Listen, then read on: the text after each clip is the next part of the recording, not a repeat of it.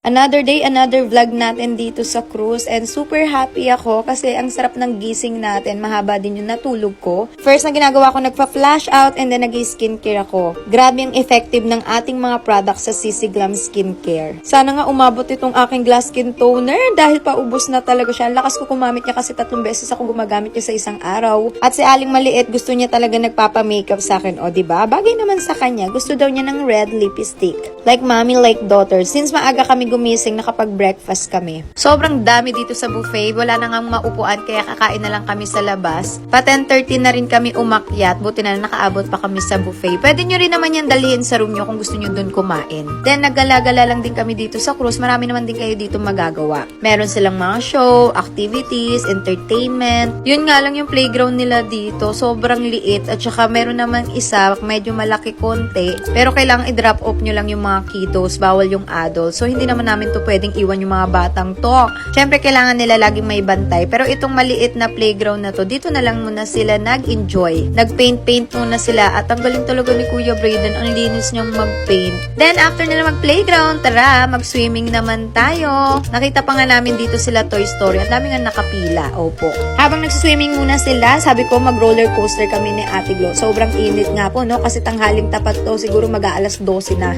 Tapos ang haba pa ng pinila namin, siguro 1 hour, tapos to stuck kami doon sa init kasi yung pila, nasa initan talaga kayo, kaya namumula ko dyan. Kahit nasa cruise ka talaga, kung lagi kang nasa swimming pool na part, ay talaga, mangingitim ka. Tapos, meron din silang snack dito na pizza. Dito kasi sa cruise, libre naman na yung pagkain, pero may mga iba din talaga na restaurant, drinks, alcoholic drinks. Yung drinks na nasa can, may bayad talaga extra. At dito naman yung mga snack food. Kasi sa ibang restaurant, minsan hindi ka po pwede talaga kumain doon kasi for dinner lang siya. At sila yung nag-a-arrange ng oras nyo kung ano yung oras kakain yung family mo sa restaurant. Itong side na to, dito talaga madalas na nagla-lunch kasi dyan yung mga restaurant talaga and unlimited yan. Kung nagbabalak kayo mag-Disney cruise, dapat meron kayong Disney app. Kasi doon yung makikita kung ano yung mga show, katulad neto, Avengers Assemble. One of the best show siya dito, kaya laging maraming taong nanonood. Pero kami, nauna kami dyan, pero umuupo lang kami dito sa may stairs. At meron din dyang bar, may lumapit sa amin dyan na staff kung gusto ba daw namin ng drink. So, umorder na lang ako ng champagne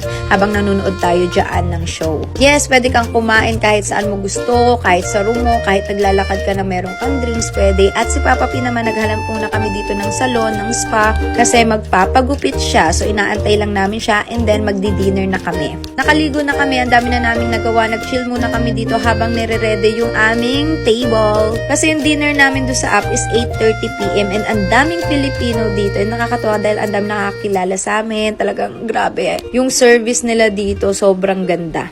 Lalo na sa restaurant pag dinner time. Ngayon dito kami naka-schedule kumain sa Navigator Club, which is dito nag-aano sila Mickey Mouse. Nagsho-show sila at saka umiikot talaga sila sa table nyo. Kaya nakapag-hi ng malapitan yung aking mga junakis, na videohan ko at nakapagpa-picture din. Sobrang nakakatuwa kasi nai-enjoy mo na yung pagkain, masarap. Andiyan dyan yung mga Disney cast na talagang nag-e-entertain sa inyo. Shoutout na rin sa mga mababait na Filipino staff na lagi kaming ina-assist, lalo na sa dinner. Ang in-order ko sa akin dyang steak. Grabe, ang sarap talaga ng pagkain nila. Tapos yung iba naman nag-order ng salmon. Marami naman kayong choices dito ng food. Then nag-order na lang din ako ng aking champagne or kaya red wine. Nakakatuwa lang kasi yung mga hindi ko naranasan ng mga kabataan ko, nararanasan naman ng mga anak ko yung mga gantong masasayang memories. So sobrang grateful ko na napa-experience ko sa kanila yung ganto.